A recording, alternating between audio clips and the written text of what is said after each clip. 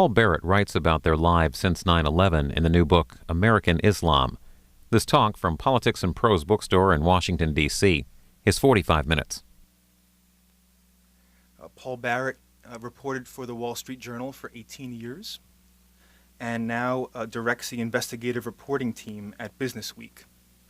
And he's also the author of the 1999 book, The Good Black, A True Story of Race in America. And this newest book, American Islam, examines a group that most non-Muslims think of as a monolithic group in lockstep in terms of politics, religion, and action. But he interviews them and reveals them to be a much more idiosyncratic group, much like any other religion in the world, and exposes them to be just like anyone else. So please welcome Paul Barrett. Thank you.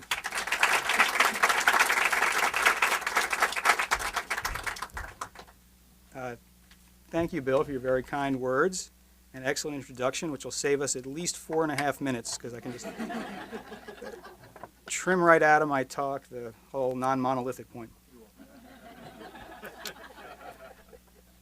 Let me start tonight, first by thanking you for coming. It's wonderful to see so many friends and members of my family, and even a few people I don't recognize, which is terrific. Let me start tonight in one of the many surprising places where Muslims are found in this country. This is Morgantown, West Virginia, in the foothills of the Appalachian Mountains. A woman named Asra Nomani grew up in Morgantown, the daughter of a scientist at West Virginia University, and it's quite often the presence of a big state university that has drawn a Muslim population of 100 or 200 or 300 people to some relatively out-of-the-way place. Nomani was a writer and had lived as an adult in Chicago, New York, and elsewhere overseas. And she has come back home to Morgantown to raise her son in the presence of her extended family and within the mosque that her father had founded 25 years earlier. She was not greeted with universal celebration. One reason for that is that a father did not accompany her and her new son. The Pakistani Muslim man who was the father had reneged on a promise to marry Asra. And second, she announced not long after returning home that she thought it would be appropriate for her to pray in the main prayer hall of the mosque behind the men, but within relatively close physical proximity, as opposed to praying in the removed special balcony for women. This sparked a huge conflict within the Morgantown Muslim community. There were shouting matches in the mosque. A petition was mounted to ban Asra from the mosque. Old friends stopped talking to the Nomani family altogether. Soon, word spread to Muslim circles all around the country, and Asra became a symbol of a relatively new thing, which is Muslim feminism.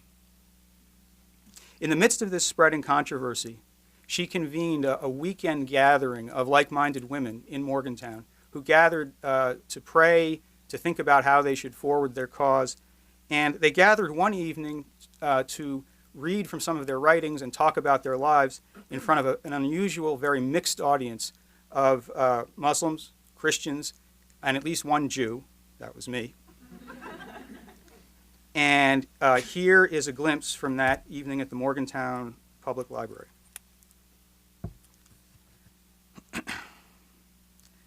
The showstopper was Moja Kaf, a literature professor from Arkansas who read from her feminist Islamic poetry, including a poem called Among the Midianites, in which she depicted Moses, who, as an aside, Muslims view as a great prophet as well.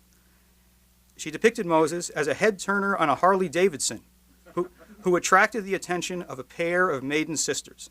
This is from the poem. He parts the uncouth crowd like butter and says in his sexy Sean Connery growl, "Let the ladies through," gesturing with his sunglasses up the street to where the two sisters' little Geo is parked. So much for Moses keeping a low profile among the Midianites. Kaf next recited a poem called Khadijah Gets Her Groove Back. This is a poem about the Prophet Muhammad's first wife, a wealthy widow, Khadija, who hired him to run her caravans, and then she proposed marriage to him, a younger man. Another aside, Khadija is a figure from Islamic history who was, in fact, Muhammad's first wife, and may have been the first Muslim feminist in that sense. The narrator is Khadija's sassy hairdresser. This is from Moja's poem. So Khadija comes in to get her cornrows done. She's all DKNY with padded shoulders. The Madam C.J. Walker of her day, founder and CEO of Khadija Enterprises, Prose of Scarab, 7th century Arab businesswomen. I do her hair all the time, and lately she has this shine. Girlfriend, Khadija, how is that new man working out? The one you hired from the temp agency. No, Muhammad as a temp. There was a stirring in the back of the room and an outcry. That's enough. You're making fun of the Prophet. The speaker was a middle-aged woman in hijab and a long lime green gown. Kaf, the poet, looked startled. It's joyous and not making fun at all, Kaf responded. I don't think you're a good Muslim, the heckler said in an Arab accent. I think the angels are cursing you now. Kaf, who was born in Syria and herself wears the hijab, invited the woman to listen to the poem, saying, it's a beautiful description of the Prophet. You're making fun of the Prophet, the woman said, but eventually she sat down. Later, when Asra Nomani closed the program, she nodded toward the heckler and said, I'm actually very glad that you spoke, Mona, and that we heard the voice of silence. Nomani's gentle tone belied her condemnation of the older woman. Each one of us, Nomani continued, in the quiet of our nights, hears the voice of silence, and it works. It does silence us sometimes. Mona was Mona Amar, wife of Hani Amar, the president of Morgantown's mosque. She was not through either. During a question and answer period, Mona Amar demanded rhetorically, what is the meaning of Islam? Her answer, submission.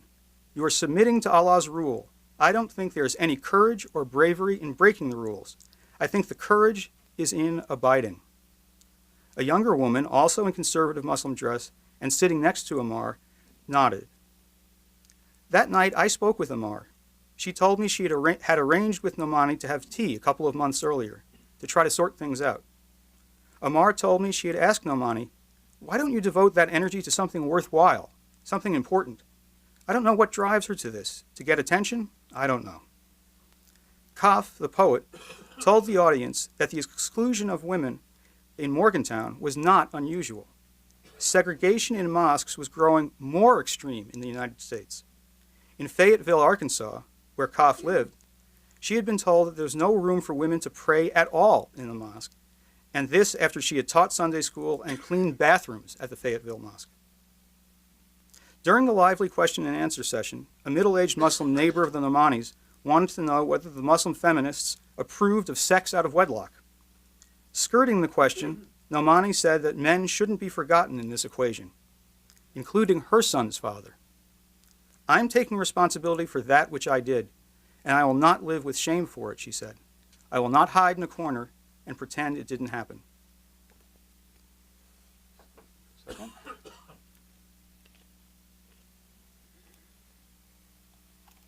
So, right there, you can see the lack of monolithic attitudes that my kind host alluded to earlier. Before going on with a couple more selections from the book, let me offer some basic facts about Islam in this country, or more accurately, about Muslims in this country. How many Muslims are there in the U.S.? In fact, there is no good hard number. The U.S. Census does not count by religion, and the many private surveys of the Muslim population produce very disparate numbers, anywhere from a low of around 2 million to 6 million or more. And in my book, for purposes of my work, I've used a very crude range of 3 to 6 million. I don't think there's a better, harder number.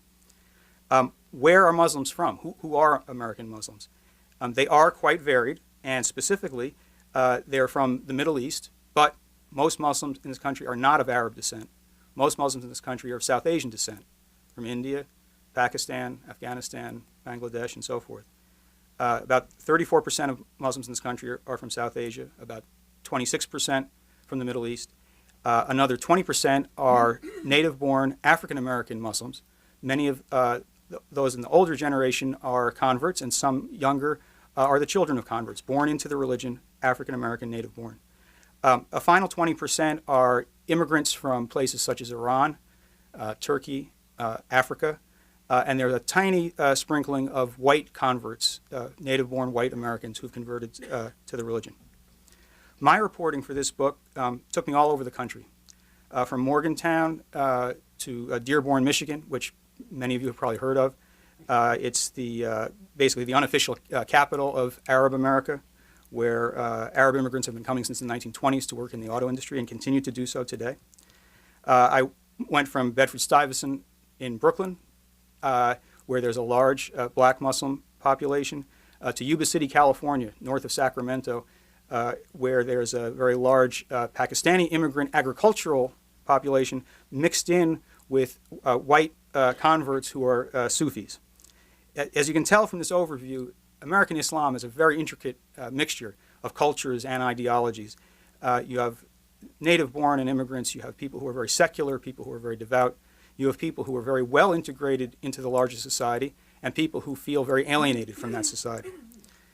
My primary interest in this book was not so much the much discussed so-called clash of civilizations, as it was the conflicts and the flux within Islam, among Muslims, as they sort out what it means for them to be an adherent of this religion and an American today.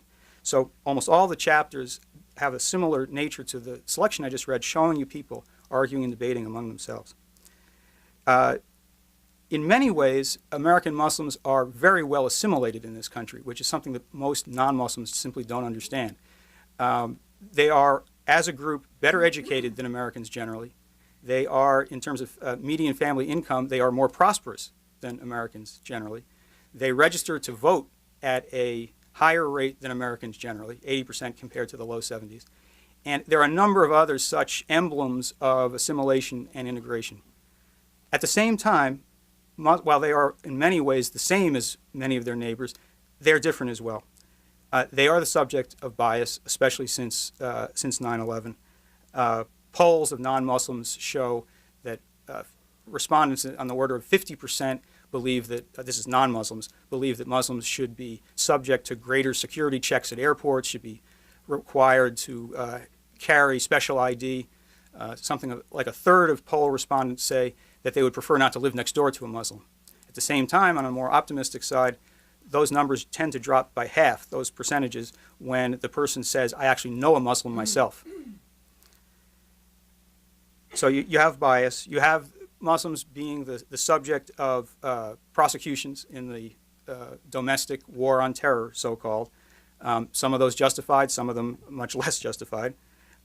You have Muslims feeling a fair degree of alienation from American society because of their profound opposition to aspects of American foreign policy.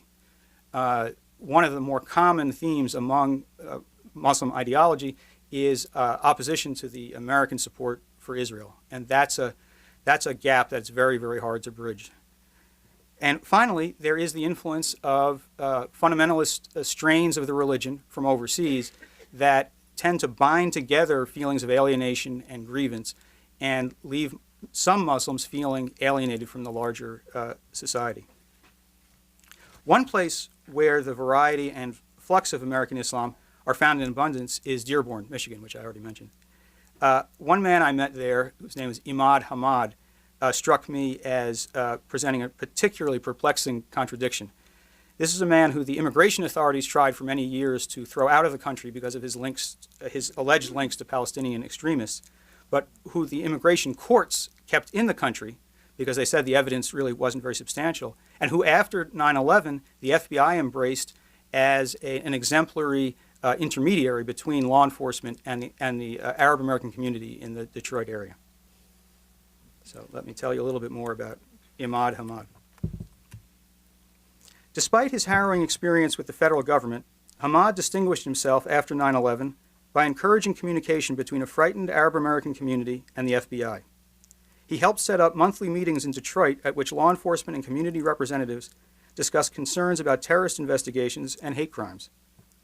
This quiet cooperation improved Arab American compliance with voluntary questioning by the government and provided a forum for rectifying investigative excesses.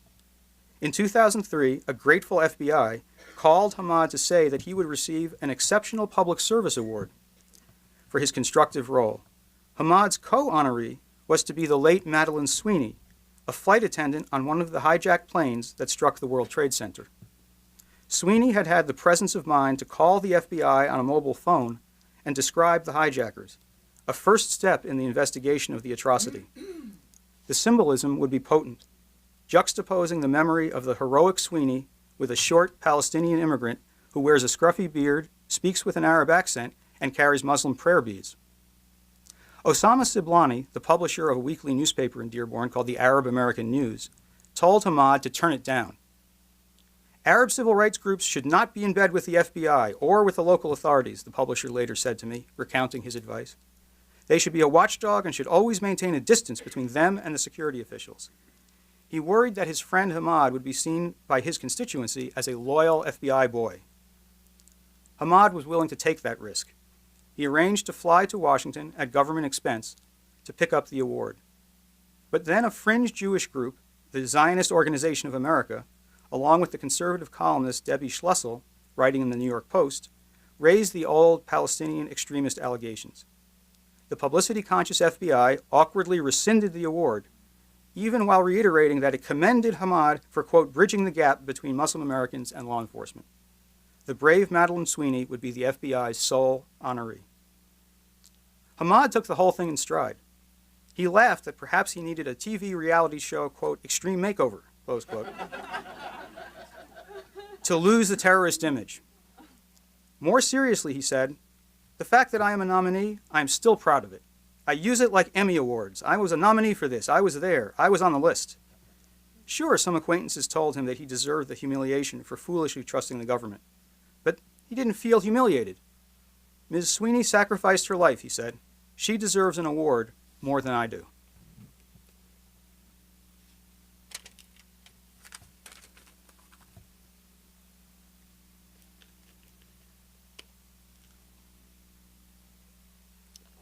African American Islam has a history all of its own. Islam, in fact, came to America with Muslim slaves from West Africa. Christian slave owners more or less beat the Islam out of their slaves, and African American Islam faded and largely disappeared. At the turn of the 20th century, black fraternal orders that were trying to distinguish themselves from the Christian church, which they associated with slavery and the attack on Reconstruction, began to revive Islamic ideas and Islamic imagery. And out of that movement grew a well-known movement called the Nation of Islam, which was founded in the 1930s in Detroit. Today, the Nation of Islam is much diminished. Its membership is shrunken, and the vast majority of black Muslims in this country affiliate themselves with independent black mosques or with mosques of mixed ethnicity. Suraj Wahaj is one of the best-known black imams in the country, and someone I spent a fair amount of time with at his mosque in Bedford-Stuyvesant in Brooklyn.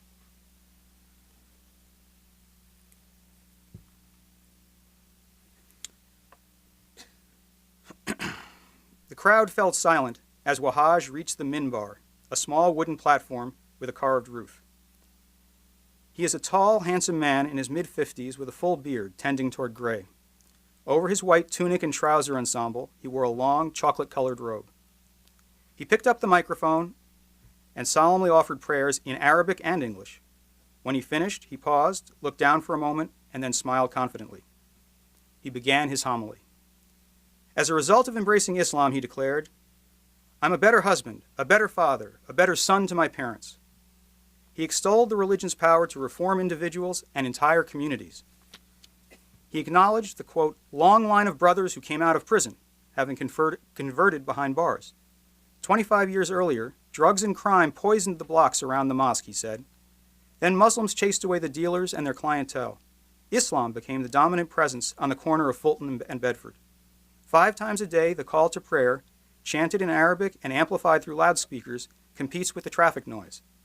Vendors sell Islamic audio tapes from rickety folding tables on the sidewalk. Previously neglected buildings have been repaired. Legitimate merchants have returned. Quote, "When Islam came, it became a better area," Wahaj said exultantly. "I want this area to be an oasis in the midst of a desert." As with the health of the neighborhood, he said, so it should be with the individual. Life expectancy tables show a huge gap between white and black. Can we change it? Yes, we can, he said. Muslims must avoid alcohol and drugs, but there was more. Take your medication, get checkups. I'm telling you, brothers, go to the dentist, fix your teeth. You wonder why you're not married? Look at your teeth. Laughter rippled through the hall. He shifted to the issue of earning a living. Some brothers here used to sell drugs, he said. It's better to be a poor man. Drive a taxi, hoist a suitcase at the airport, or pick up garbage. This is honorable money, he proclaimed. It's honorable to sweep the streets of New York. Then, without warning, the mantra of self-improvement ceased. The imam glowered. The more we grow in this area, he said, the more pressure we're going to get from some segments of the community who don't want us to be successful. He named no names, but on other occasions has referred to the media, backers of Israel, and the FBI. I believe there's going to come a time when the authorities will come after me, he said. They will find a way. The imam's change of direction was abrupt, but not surprising to anyone who has heard him preach before, either in person or on audio tapes sold on the internet. Wahaj frequently turns sharp rhetorical corners, moving from optimistic exhortation to darker subjects and back again. He told his audience that his popularity made him a threat to certain unidentified forces. They have to get me like they got Malcolm, like they got Martin Luther King, like they got everybody else, he said. That's what they do. I'm warning you. Already I've seen the signs that they have laid the foundation.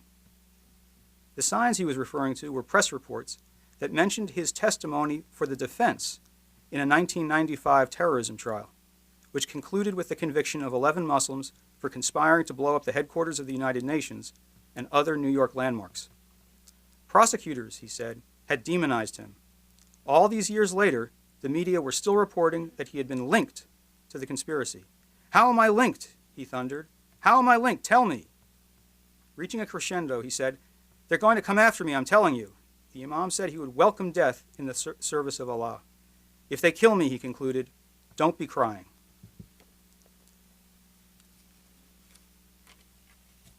Sufism is the spiritual branch of Islam. Similar, very roughly speaking, to Gnosticism in Christianity or Kabbalism in Judaism. Sufis seek to purify the heart through prayer and a distinctive form of meditation known as zikr. They aim to detach from worldly distractions and reminded me the most, since I actually didn't know much about Kabbalism when I started this work, of Buddhists. The Sufis I met were notable for their openness and their ecumenical outlook. I spent a lot of time with one family in Northern California. They were as self-described as former hippies, a white convert family to Islam, followers of a Lebanese Sufi sheikh based in Michigan, and members of a mosque set very surprisingly amid plum and apricot trees that was attended predominantly by Pakistani immigrants. A very complicated situation. So let me take you to Yuba City for a minute. On the Friday before the July 4th weekend in 2004, I accompanied Abdul Kabir Krambo to a post-Juma lunch served by his Pakistani-born friend Abdul Hamid Bath. Krambo is the white convert, but Bath is a Pakistani. About 20 men and boys gathered in a small, unfurnished building used for communal events. Steaming trays of spicy goat, chicken, and lamb soon arrived. The women who had cooked the feast were nowhere in evidence. Outside, goats nibbled on grass in unwitting preparation for their role at a future gathering. A shy, gracious host, Bath owns a convenience store and belongs to a large Sufi family well known in the area. He said that the Pakistani community appreciates having the Krambos involved in the Islamic Center. Abdul Kabir has strong opinions, but he has helped steer the mosque through trying times. But that doesn't mean Bath and Krambo see eye to eye on everything.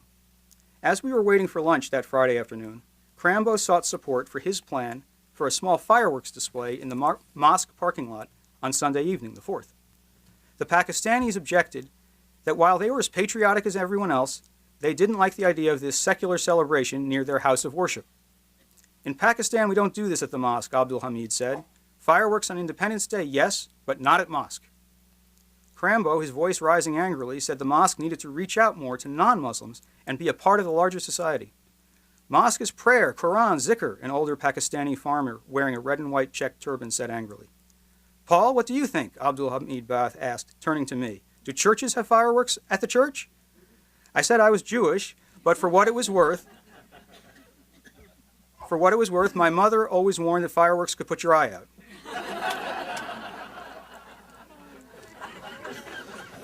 Baath took this as my siding with him. Yes, you see, he said to Crambo, you want to do fireworks, do them yourself. The pungent aromas from the lunch buffet began to draw attention, and the argument dissipated. I've got a few flaws, Crambo told me afterwards, especially that short temper sometimes. He was ashamed that at the age of 50, his internal battle against certain baser instincts continued. Independence Day arrived with a perfect blue sky in the Sacramento Valley. The Crambos invited over friends for halal hamburgers and hot dogs. Children splashed in the swimming pool. Parents scooped ice cream. Birds sang in the fruit trees. One guest, Robert Walkman, an earnest former Peace Corps volunteer in Nepal, had befriended Abdul Kabir after hiring him to repair an electronic menorah used by the small local Jewish congregation. After 9/11, he and Crambo organized a series of interfaith meetings in the area with the assistance of a Presbyterian minister. It was only a small gesture, Walkman said, but you do what you can do. Standing at his smoky grill, Crambo mused that he probably had more in common with Walkman than with some Muslims. It's critical, central to the religion really, to figure out how to live at peace with other people of other faiths, Crambo said. That means if there are things you can't agree on, you see whether you can set them aside so the focus can stay on those things you do agree on. I see this as the American way. In a big country with a lot of different groups, we try to live and let live, not force our ideas on everyone else. In that spirit, more or less, a compromise had been reached on the fireworks question. Crambo could have his celebration in a mosque parking lot, but he shouldn't expect the Baath family or other Pakistani Americans to attend. After the evening prayer, a group of about 15 people, most of them Crambos and their friends, assembled in front of the mosque. The sky turned black and starry. Ahmed Crambo, Abdul Kabir's son, began lighting bottle rockets. Swirling and whistling, other offers exploded in shiny bursts of silver to the oohs and wows of the spectators. A question arose about the legality of the unlicensed affair, but the consensus was the police would smile on such innocent festivities. Abdul Kabir and his son brought out the heavy artillery, projectiles that lurched skyward and 5 seconds later made a satisfying thump, throwing off canopies of red, white, and blue that for a moment illuminated the minaret and dome of the Yuba City Mosque. Thanks very much. And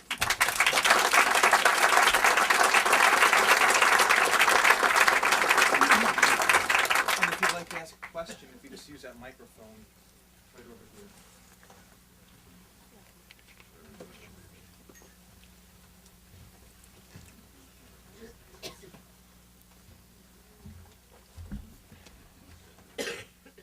You mentioned the attitude toward Israel, but you didn't say very much else, if I'm correct, about the political outlook of these various groups toward Iraq, for example, towards Saudi Arabia, all the issues that exist, particularly with respect to the Middle East. I wonder if you'd say something about that. Well, I could give a very short start to it. It's a big, complicated question. Different factions of Muslims in this country think different things.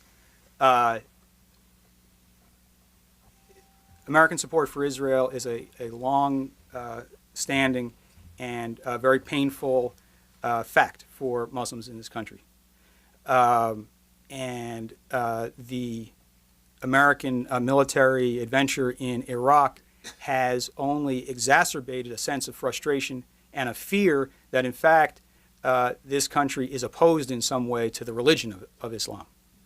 Now, these are obviously very debatable ideas, and I'm not here saying those views are right or wrong, but this is the central source of the conflict. It is not American Muslims' attitude toward America and how America operates here at home or in most other regards. In fact, I haven't really met a more patriotic group of people who talk about the First Amendment and talk about the wonders of free speech and free religious expression. But bridging the gap between their view of America's activities in the Middle East and the view of many other groups in society is the big problem.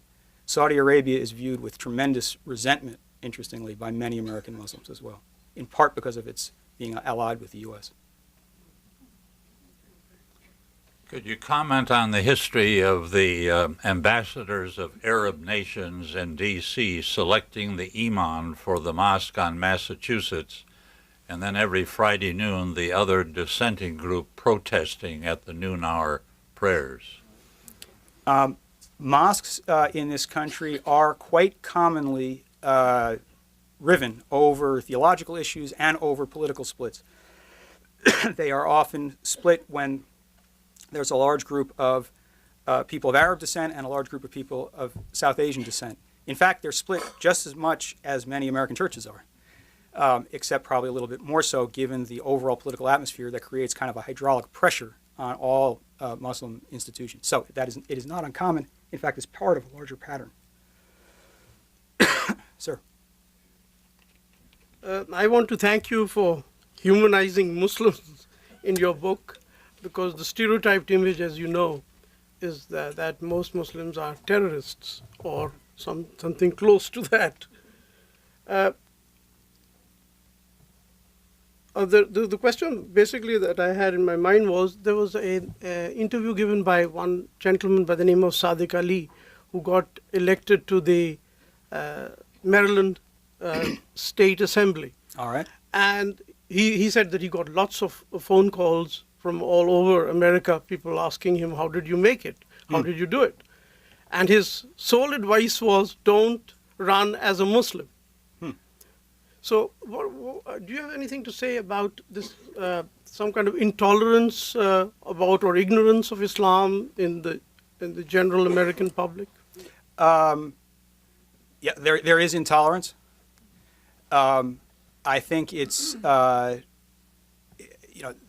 it was exacerbated to some degree by 9/11, but I don't think to a crisis level.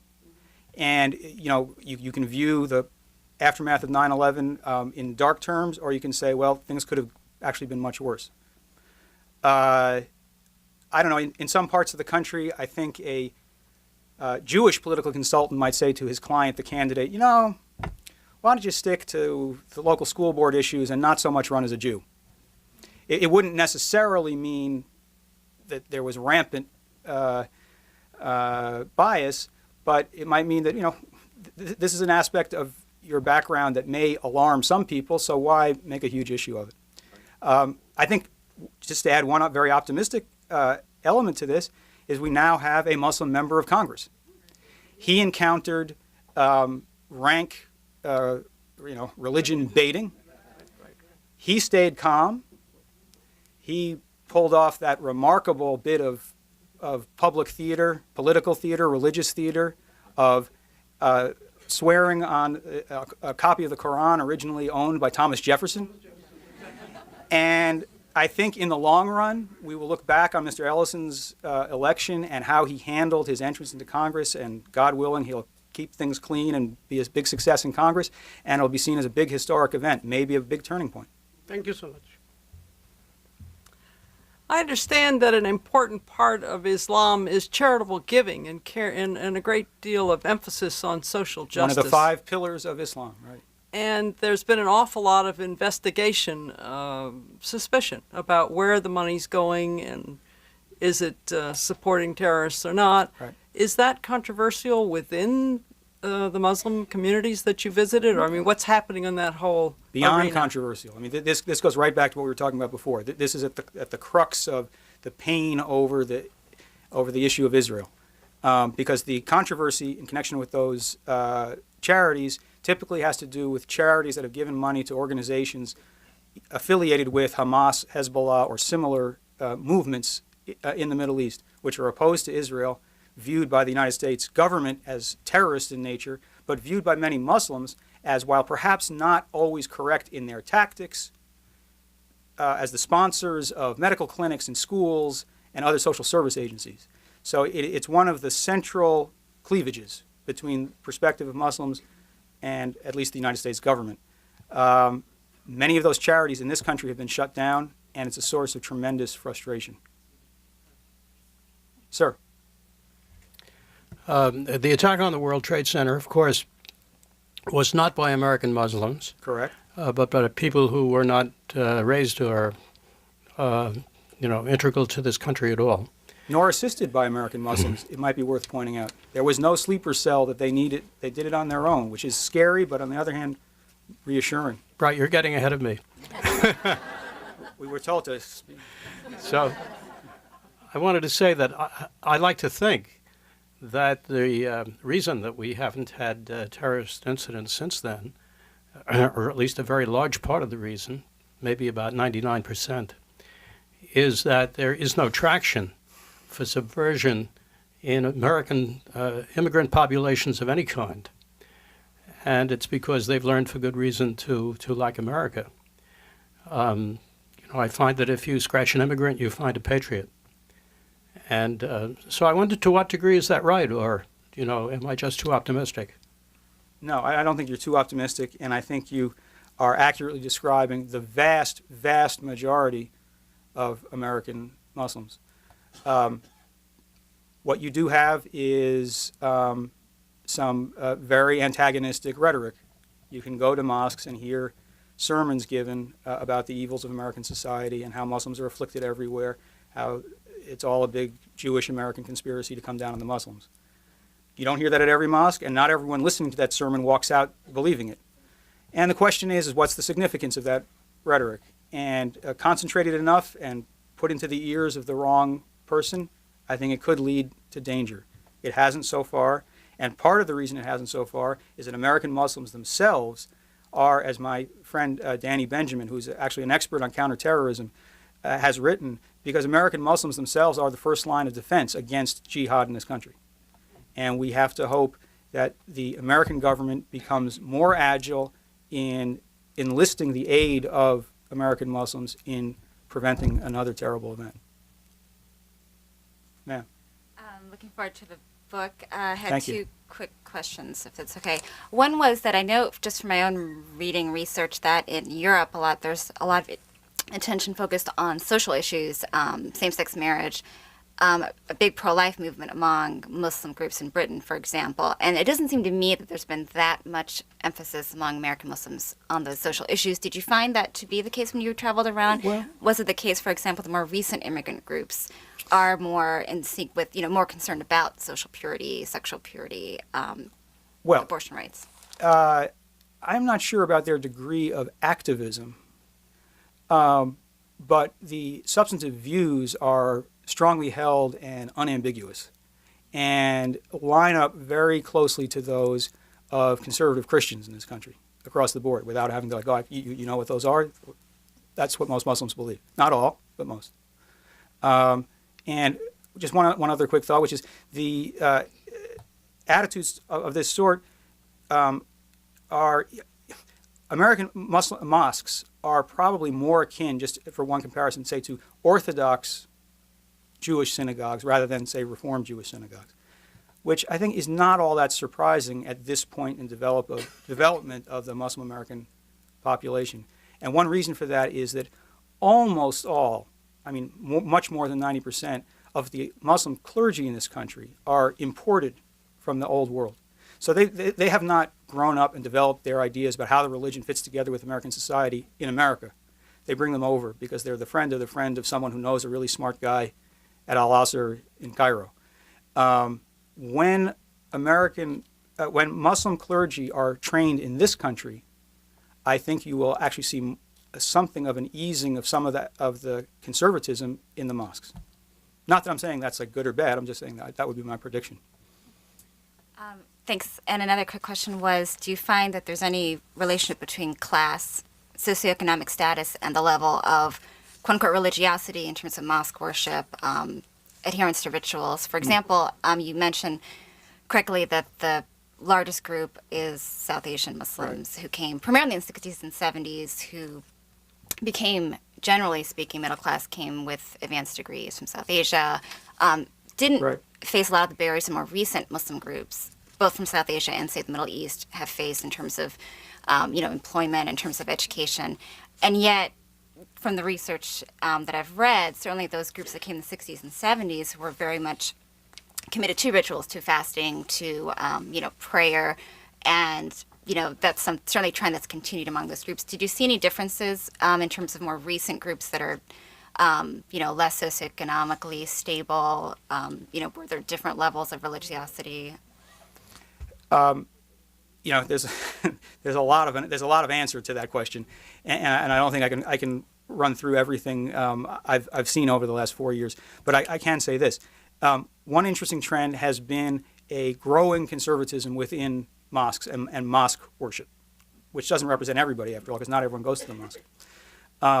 One measure of that is regulations of women in the mosque, which is not the one and only subject, but it is kind of a proxy for attitudes. And the separation of women from men, say to a removed balcony or the building of a barrier, has actually become more common, not less, in recent years.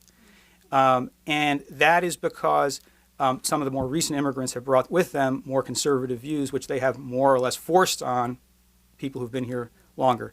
I don't know exactly how that will sort itself out, but that's one small piece of the answer to your question. If we had more time, I would give you more.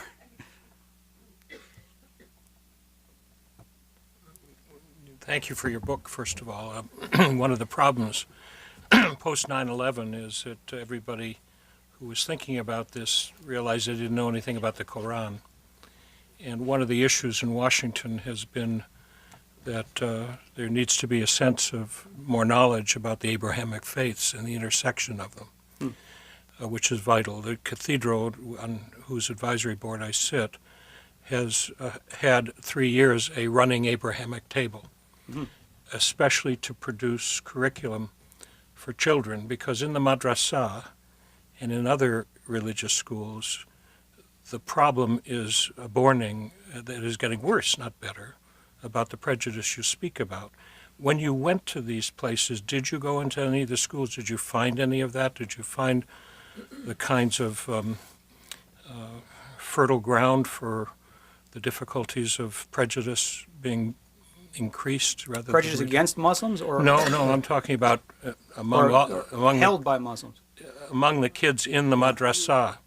Yeah, I didn't. To be honest, I didn't do a huge amount of interviewing of school kids, but to answer the question in a slightly broader framework, I mean, sure, I found plenty of evidence of all kinds of bigoted attitudes and crazy conspiracy theories, and primarily anti-Semitism among many Muslims.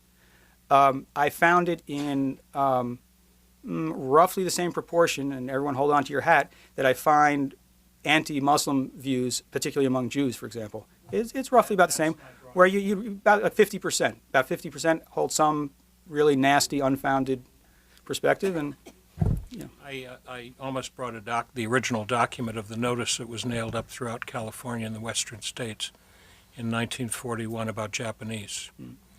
It's exactly the same dilemma that I'm finding all over the country. We don't know each other, and we're perfectly happy to breed these kinds of prejudices. The one hopeful sliver is in the polling that shows a persistent minority of Americans hold bigoted views toward Muslims is the second question, which when they break it down to people who think they know a Muslim, those levels fall by half. And when they break it down by age, 18 to 34 are much smaller percentage of people have bigoted views as compared to, say, people over 50. And so if you're an optimist about these things, you would focus on that and hope for better in the future. Well, Paul, I think we'll stop there. I'd like to thank Paul Barrett very much for coming.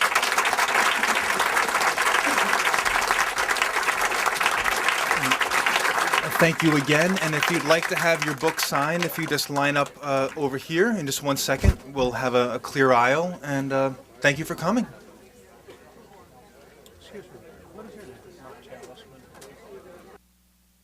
Paul Barrett, author of American Islam.